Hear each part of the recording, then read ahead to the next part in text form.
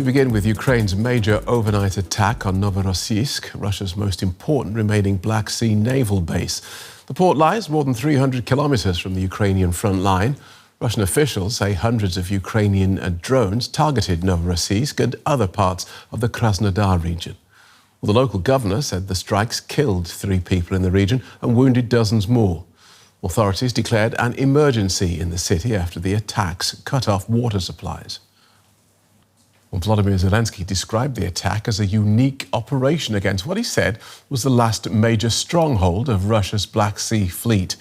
The Ukrainian president issued a statement on social media saying, "Last night, Ukraine's defense forces carried out a unique operation targeting the naval base in Novorossiysk, the last major stronghold of the Russian fleet in the Black Sea, more than 300 kilometers from the front line. Palyanitsia, jet-powered drones, Neptune missiles and unmanned naval systems successfully struck the designated targets. Hits on air defense positions, piers and seaport infrastructure have been confirmed."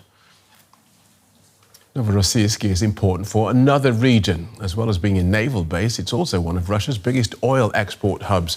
Ukraine's spent months striking Russian refineries, pipelines, ports and other energy infrastructure in an effort to cut the revenues, helping Moscow finance its war. But Washington has reportedly asked Kyiv not to target tankers or the Caspian Pipeline Consortium facilities at Novorossiysk. That system carries mainly Kazakh oil to the Black Sea, including crude produced by fields in which US multinationals, Chevron and ExxonMobil, have major stakes. So far, there's no indication that last night's attack hit those oil installations.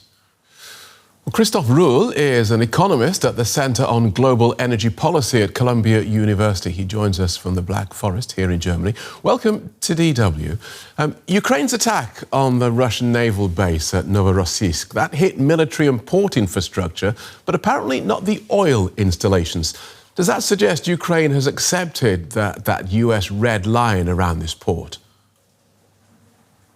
I think it does indeed suggest that Ukraine is respecting at least that request. Novorossiysk, this facility, is a dual-use facility. It has military equipment, military piers, landing facilities, ship docks and all that.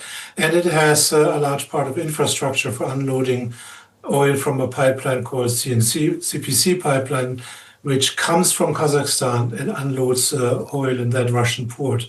And the request you're referring to was to spare the refining and the unloading and the pipeline capacity, which has to do with oil.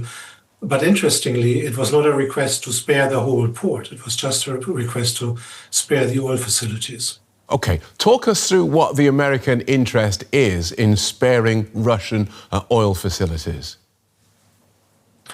Well, the first important point to realize is that this is not just a Russian oil facility. It sits at the end of a pipeline from Kazakhstan. 90% of the oil which comes to the CPC pipeline is Kazakh oil. So you could argue from a very global perspective, before we even look at military interests, the Americans probably don't think it's a good idea to tighten global oil markets further by limiting non-Russian oil coming to the market, as opposed to limiting Russian oil. Then more to the nitty-gritty, the Tengiz field, which feeds this pipeline, is a field which is run and owned by half of it American companies, Chevron and ExxonMobil. So some people would suggest that there's a slight commercial interest. And I think the biggest interest is that the CPC consortium indeed has met and has threatened to stop transport of oil through that pipeline. And that would further squeeze the international supply of crude oil, bring prices up without hurting Russia directly, because, as I said, it's not Russian oil which is affected. And I think the American suggestion, therefore, also is a strong hint to Ukraine that they should stick what was so successful lately, namely the attacks on Russian refining system, rather than on export structure, and much less on export structure of other countries. And how significant, then, do you think it is that Washington is involving itself in this way, effectively telling Ukraine that some targets inside Russia, the country that is invading it, are off limits? Well, we know that the Americans are helping to identify targets, and we know that the Ukraine needs more Patriot missiles, wants to have a contract by which they could produce them themselves. All of these things certainly play a role, but I would be very careful. This is not yet a tit for tat. There's no obvious contracts going back and forth. What is very important is to realize what has changed in the Ukraine while the rest of the world was looking at Iran. And one of the big changes, there was a change in Ukrainian tactics. Ukraine has switched from attacking all sorts of indiscriminately Russian energy facilities, and in particular away from attacking export infrastructure to attacking Russian refineries. Why did they do this? They did this because that creates immediate shortages in Russia itself. Oil, nobody buys oil to drink it, right? Oil, as we all know, is always refined into something else. And by tackling the refined product, diesel and gasoline, and so it had an immediate impact on Russia without limiting crude exports to the rest of the world. And it was for the US and for Europe and for every other big consumer in the world important that exports continued during the blockage of the Strait of Hormuz. And to see how that worked out is quite fascinating, actually.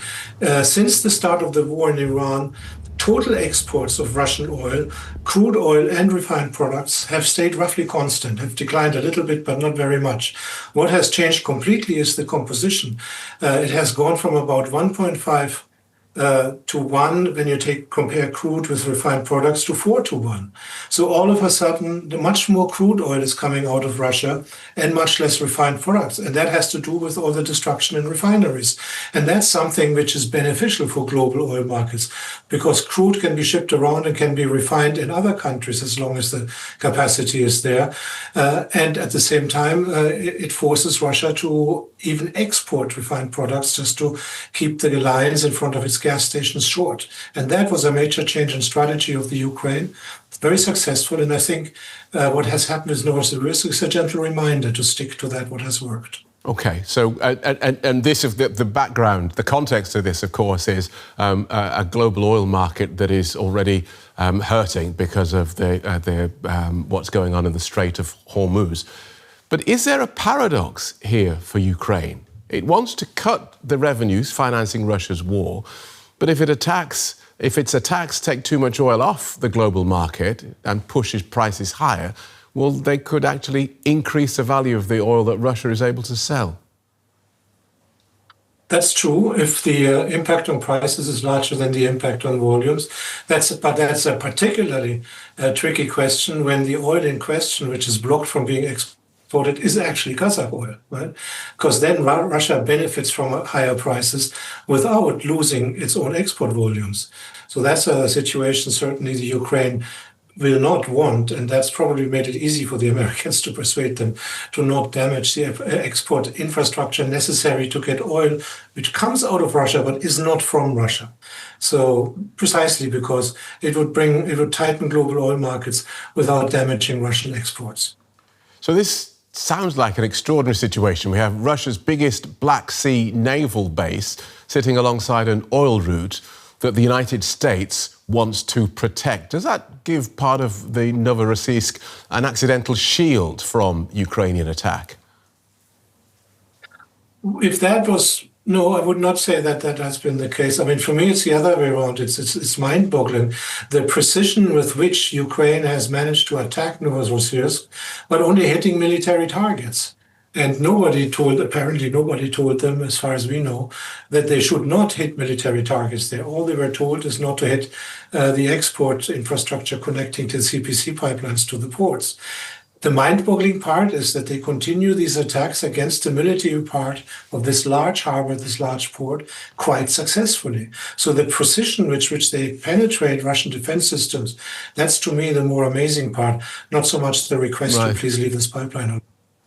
Ukrainian strikes on Russian facilities in July, that they knocked roughly 400,000 barrels of CPC crude per day out from international markets. Would that be manageable in normal circumstances? In normal circumstances, this would be 0.4% of global oil supplies, totally manageable, in particular in a situation which, if it weren't for Iran, would be a situation of oversupply. So we have more oil production than consumption if we abstract from the closure of the Straits of Hormuz. In current circumstances, we are getting closer to a point where inventories run down and where every barrel counts, so to speak, and therefore it is an important buffer to keep, I think, in the eyes of the oil-consuming part of the world.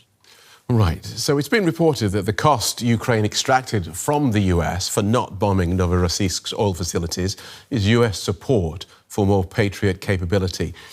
If true, what does that tell us about the balance of power between Washington and Kyiv? Can Ukraine really pursue its economic strategy against Russia if America decides that the cost to the global economy is too high?